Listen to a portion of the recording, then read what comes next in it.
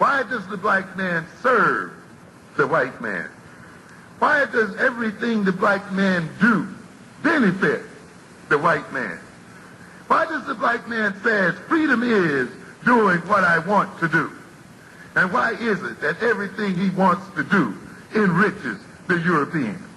Welcome to the desert of the real. You know, the idea of having a nation state as a satellite, as a home refuge for everybody, the idea that the Jew, Theodore Herzl, had when he hosted the World Jewish Congress in 1890, you know, that happened as a direct result of him studying the Back to Africa movement among African Americans. He said, you know something? Right. And he met with Edward Wilmot Blyden. He said, you know something? That's a good idea. Maybe we Jews can return to our original homeland. Do you know less than 10% of the Jews in the world supported it, and most Jews thought that he was crazy? So he said, no, what the heck are we going to go to some desert, some godforsaken desert? I'm a German. I'm an Englishman. You know, do you mean Anglo, the Rothschilds and all these people? They didn't support that. They were Anglicans. They were Germans. They were Frenchmen. They were Americans. They didn't care about no Zionist cause and everything. It wasn't until World War II and everything that the Zionist movement hooked up. It was just a small group of people who had the idea, you know, and they just kept pressing on it. And then after World War II and the persecution of the Jews and everything, then the Zionist movement said, you know something? What do you think about our concept of having a nation of our own in our homeland now? And you had Jews leaving their suburbs in Germany, England, and everything to settle in the desert, you know, waiting for their chance to build. They didn't care. No, they had a piece of land that they lived in tents. That's how resilient those people were. You know, they said, we want our own land. We're never going to go through this again. We're sick of being persecuted. We're sick of being hunted. We're sick of doing all this stuff like that. What I don't understand for the life of me, I don't understand. We go through this for 400 freaking years, and black people say, when are you going to get to the point where we're saying, we are being persecuted. You're being persecuted as a race. When you have your own land, you have your own sanctuary, your safe haven. And just another thing I'm going to talk about, too. It's a lie that black people read the Bible. It's a lie that black people follow the Bible. Because we follow the Bible. Every verse in the Bible tells that God wants every nation to be a nation unto itself. God never wanted one group of people to rule over another people. He wanted all nations to have a land of their own. It's right there in Deuteronomy chapter 11.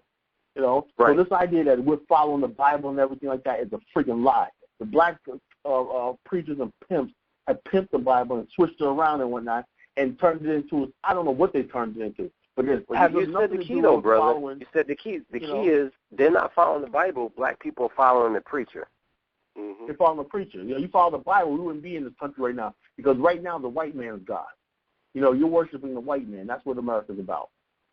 And I'm going to say something, and it's probably going to cause a lot of problems, but as you can tell from today, I'm so used to problems, so I don't really care at this particular point. If you have, I'm just going to have an analogy here. Let's say you have like a community, and you got like break your community up into 100%. Now, out of that 100% of the community, you have a 5% population of that community that's saying, listen, guys, we don't control this area. We don't control this land. We got to get a land and a nation of our own. And 85% of the people is laughing at you. 85% of the people is presenting themselves as a roadblock to you. They're trying to fight you on every single step from that concept. Right. But out of that 85%, you get about, let's say, 10% of them that say, you know what, you guys have a point. Let's go do this. And then members of the 85% start saying, well, wait a minute. You can't go there and do that because there's a lot of us right here that's catching hell.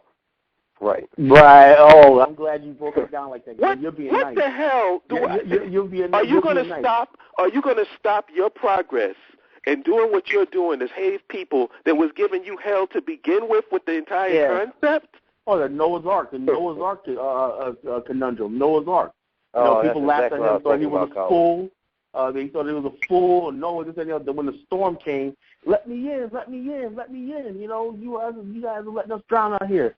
Well, you had the chance to get in. You didn't see when the thing. All these parables from the Bible and throughout history. You read history, just not in the Bible, but throughout history. Different fables in Asia and Europe and history and everything. You see these things played out so many times in the modern day. And the fact that a lot of black people don't even know how to look at this situation holistically and look at history and put that history towards the modern day, nothing's changed. You're still going to have one group of people. Human persecution will never end. So and you know what, Tyler?